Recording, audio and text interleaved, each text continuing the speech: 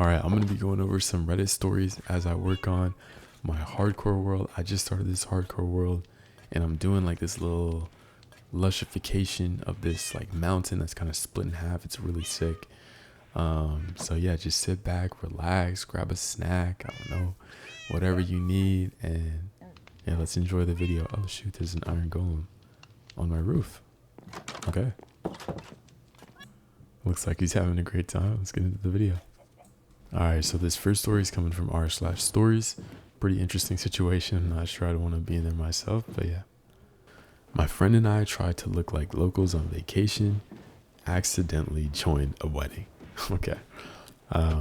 Last summer, my best friend and I went on a short trip to the coast. It was one of those spontaneous, we need to escape our lives kind of weekends. We rented this tiny Airbnb, and on the second night, we decided to explore the town square. It looked alive, music was playing, people were dancing, and there were lights everywhere. We thought, wow, what a vibe, and decided to blend in. No phones, no maps, just two chill travelers living in the moment. Everyone was super friendly, and there was a big buffet table full of food. We figured it was some kind of town festival. So we grabbed some plates, eat, dance a bit, and my friend even does a little spin move with a random auntie. Everyone's smiling, clapping, offering us drinks. We're living our best lives. Then this older guy walks up to us and says, "You're friends with the bride or the groom?" My friend goes confidently, "Both." The man nods slowly and points to the stage. "Then you should be up there. They're taking photos." That's when we realized we crashed an actual wedding. The bride looked stunning and very confused. We apologized about 20 times and tried to sneak away, but the DJ yelled, "Let's hear it for the tourists," into the mic. Everyone laughed, cheered, and started chanting, "Dance, dance." We ended up doing the most awkward two-person shuffle in front of 200 strangers. The groom gave us a glass of lemonade afterwards and said, "You're officially part of the family now." We still get tagged in wedding photos sometimes. Two random idiots in the corner holding plates of food, living their accidental dream. Man, I have no idea what I would do in that situation, honestly. And the confidence of that one friend saying, "We know both the bride and the groom." Oh my goodness. Nah, I'd be wanting to exit the scene immediately after that.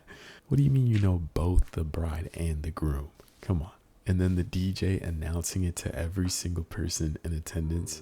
That would have been the end for me. Like, there's no escaping that. Okay, this next story comes from Am I the AH? I don't want to say the last bit, so we're just going to say, "Am I the bad person?" And as I read this story, I'm going to be fighting off some pillagers here, trying to get some totems, and then eventually fighting for my life. So hopefully you enjoy. All right, next story. Am I the bad person for not asking my sister-in-law to be a bridesmaid? A few years ago, my sister-in-law asked me to be a bridesmaid in her and my brother's wedding. I said yes and was kind of surprised because we weren't necessarily that close, but it was nice and overall a chill experience. Flash forward to now, and I'm getting married, and when my fiance and I were talking through the wedding party stuff, we came to a number on both sides that would mean I'd have to cut a few people back. To be fair, I think the whole concept of bridesmaids and choosing a number is messy and has the possibility to be inflammatory or awkward. But my good friends are chill and mature, so I thought, whatever. It'll be fine no matter what I end up choosing. As I'm going through this process, I totally remembered that my sister-in-law had me as a bridesmaid and that she'd probably expect to be asked to be one of mine. To be honest, the thought to ask her hadn't crossed my mind at all, because I have a handful of other close, meaningful friends that I was prioritizing, and her and I still to this day aren't super close. I identified that the thought only crossed my mind as it feeling like it'd be out of obligation due to being one of hers. So I told myself that's not really how I want to operate. Decided I wouldn't ask her, and that it'd be chill. But even texted my brother beforehand to test the waters and make sure he thought she'd be able to handle that. She has a bit of a history getting upset about things of this nature. He said yeah, she should be fine. I take that as my official okay to move forward without asking her. Form my bridal party of 7 of my close friends and call it a day. Flash forward to now, I'm planning my bachelorette party, and I had recently been seeing that some people ask other close friends to join in on the bachelorette party even if they aren't in the bridal party, because they want to celebrate with all of their friends. I have other friends I also love, but I'm just not as close with that I'd love to celebrate with. In the back of my head, it kind of felt like it could offend people to ask to come to this trip, even though they know they aren't bridesmaids. So I was a little hesitant to ask, but everything I had read online and some feedback from friends said that they'd just be happy to be asked at all and to celebrate with me.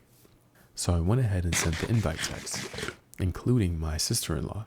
I thought it would be a great way to still include her in my meaningful group of people for some celebration. She doesn't respond all morning, and then I get a text from her brother asking about it on her behalf. He says she's upset, mad, etc. He's not mad at me. He was just relaying the situation and apologized for telling me months ago that she'd be fine with it. I'm now sitting here bothered that this has caused any drama at all with her. My family aren't dramatic people, and for there to be any ounce of drama within my family related to my wedding gives me immense anxiety. I'm questioning myself and wondering if I was too harsh with my mindset of not wanting to ask her to be a bridesmaid, and if I should have just asked in the first place to avoid her being upset. I'm really trying to understand from her side, but to be honest, I wouldn't be offended at all if I wasn't asked to be her bridesmaid, and also my fiance didn't ask my brother to be a groomsman. Anyways, am I the bad person? In my opinion, no, you are not the bad person.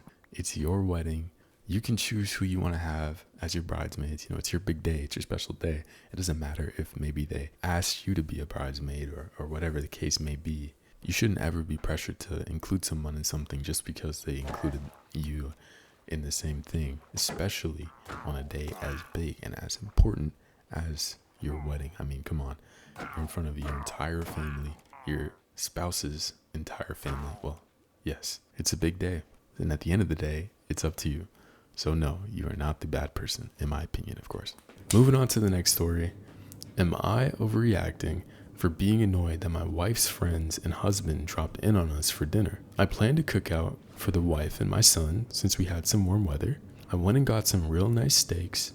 While prepping everything, her friend calls and invited her and her husband over. My wife tells them to stop and get steaks to cook. So they do. I was annoyed. I didn't want company, but I went with it. I cooked the food, and when it comes time to sit down, everyone grabs their food, and when I grab mine, my steak is gone. This mother flipper took my steak and was already eating it, and then said, "Oh, my bad. Did I grab the wrong one? I can't tell the difference." You mean to tell me you can't tell the difference between my fresh cut, local butcher, 2-inch thick, $24.99 a pound, Delmonico, compared to your literally Walmart purchased $8.99 per pound, whatever it was, steak? I left and went to a steakhouse and told them to have fun. My wife got upset at me and said that to most people, steak is steak, and I should have let it go. Am I overreacting? Some important comments. He knew exactly what he did and he just wanted the good steak. I completely agree. I mean, let's be honest, there's no mixing up super expensive steak versus your Walmart steak, especially when you're the one that bought it. And even if you did mix up the steaks, it just takes one question. You wouldn't sit down and start eating something unless you were 100% sure it was yours, or you were 100% sure you wanted to steal someone else's steak. Another comment says, "Sounds like something my husband's vegan best friend would do, and then talk bad about people who eat meat." Rolling eyes emoji. Some people, man, some people. Hey, I'm fighting for my life over here. Ooh, where you running? Ooh, oh, my bad, let me chill. All right, we got a few more stories to get through. Hopefully I can stay focused here. Okay, next story. Am I the bad person for feeding my aunt food that put her in the hospital? My immediate family and I pretty much all love spicy food, except some of the younger folks.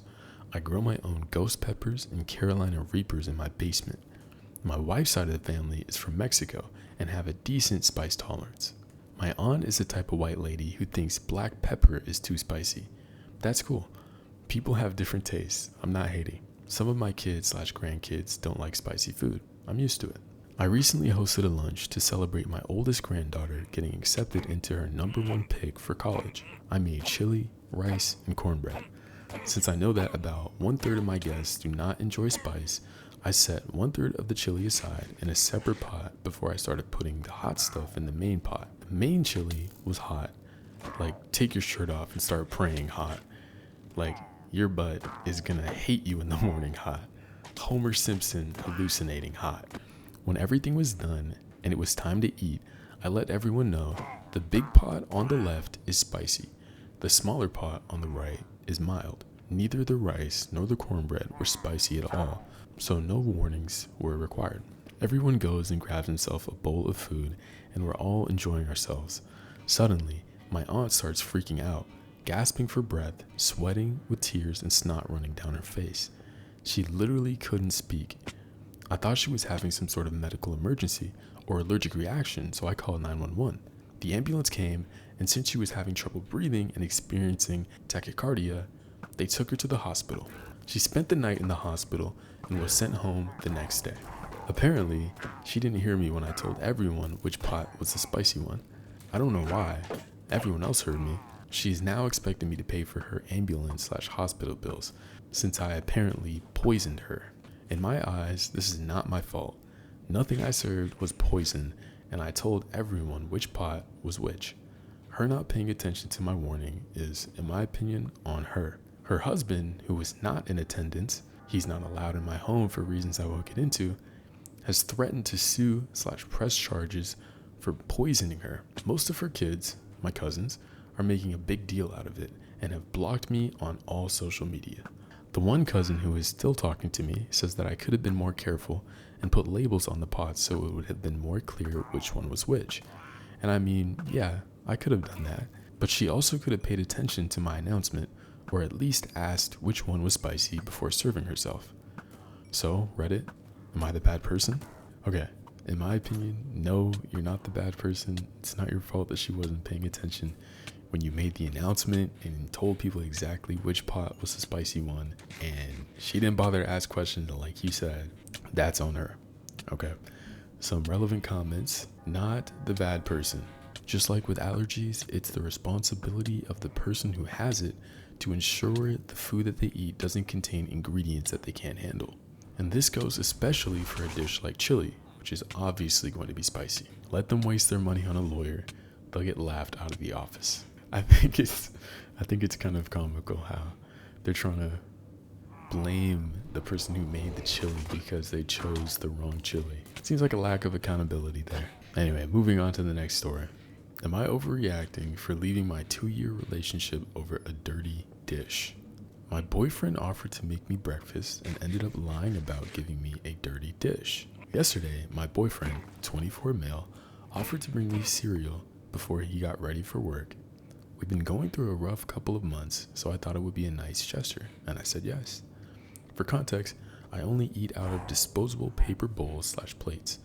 I've had sepsis before, and since then I'm extremely cautious about cleanliness and bacteria. He knows this. When we moved recently, I got rid of most of my dishes and bought 2 cheap plastic bowls for him to use. I personally don't use them at all. He asked what cereal I wanted, and I said Cocoa Pebbles. He brought me a bowl in one of those plastic Walmart bowls. I asked him where he got the bowl from, dishwasher or the cabinet. He said it was from the cabinet and that he rinsed it. I took one bite and immediately felt something was off. Then I noticed he was eating cereal too, also out of a plastic bowl. I asked where his bowl came from. He said it had been sitting in his room from when he ate cereal about a week ago, and that he just rinsed it before eating. That alone upset me. Milk and cereal sitting for a week isn't clean, and I couldn't understand why he'd willingly eat from that. It also made me uncomfortable because if he's okay eating from a dirty bowl, how can I trust what he gives me? I asked him directly if my bowl came from his room too. He said, no, I would never do that to you. Even so, I was grossed out and poured out the cereal. We argued because he kept saying it wasn't a big deal and that I was overreacting and being dramatic, and that my bowl was clean and came from the cabinet. He left for work. After he left, I went in his room. I remembered that the day before, I had taken a video of his room during an argument about him prioritizing gaming over cleaning. I watched the video again and clearly saw 2 blue plastic bowls in his room with dried cereal stuck to them. That meant both bowls were already dirty before that morning. I immediately called him. He ignored multiple calls. I texted him saying I knew he lied and that I was extremely upset.